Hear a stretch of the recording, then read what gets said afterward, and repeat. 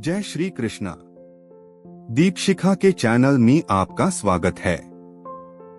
श्रीमद् भगवत गीता इस संन्यास की सिद्धि, अध्याय 18 भाग 2। निश्चय श्रेणु में तत्र त्यागे भरत सत्तम, त्यागो ही पुरुष व्याघ्र त्रिविध संप्रकीर्तितः। इसका भावार्थ है, हे भरत श्रेष्ठ, अब त्याग के विषय में मेरा निर्णय सुनो। हे नरशार्दूल, शास्त्रों में त्याग 3 तरह का बताया गया है। इसका तात्पर्य है, यद्यपि त्याग के विषय में विभिन्न प्रकार के मत हैं, लेकिन परम पुरुष श्री कृष्ण अपना निर्णय दे रहे हैं, जिसे अंतिम माना जाना चाहिए। निस्संदेह सारे वेद भगवान द्वारा प्रदत्त विभिन्न विधान नियम हैं। यहाँ पर भगवान साक्षात उपस्थित हैं, अतएव उनके वचनों को अंतिम मान लेना चाहिए।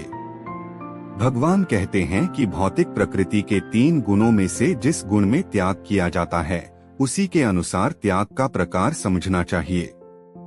यज्ञदान तपः कर्म न त्याज्य कार्यमेव तत्, यज्ञो दान तपश्चैव पावनानि मनीषिणा।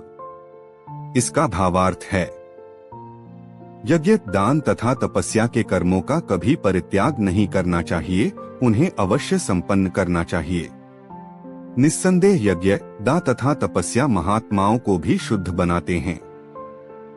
इसका तात्पर्य है, योगी को चाहिए कि मानव समाज की उन्नति के लिए कर्म करे।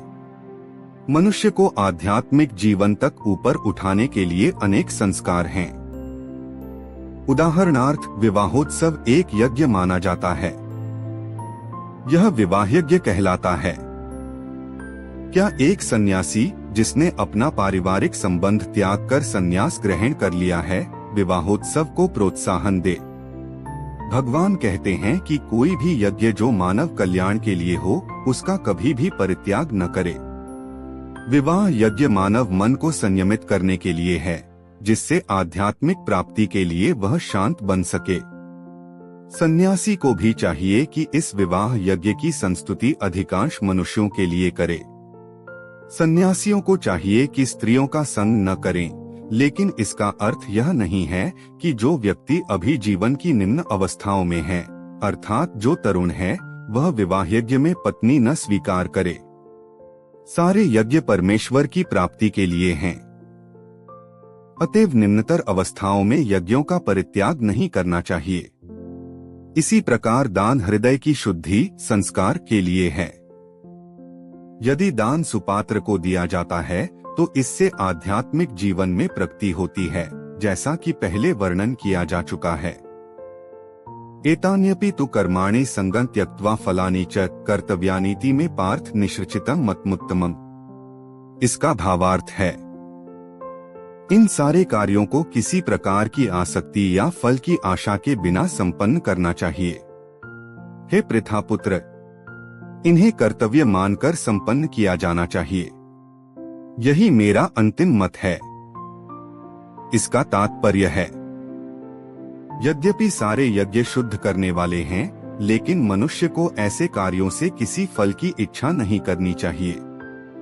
दूसरे शब्दों में, जीवन में जितने सारे यज्ञ भौतिक उन्नति के लिए हैं, उनका परित्याग करना चाहिए।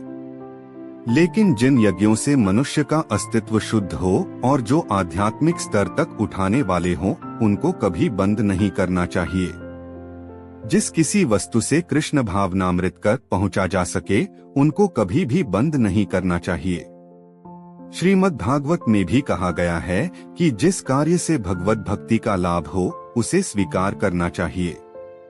यही धर्म की सर्वोच्च कसौटी है।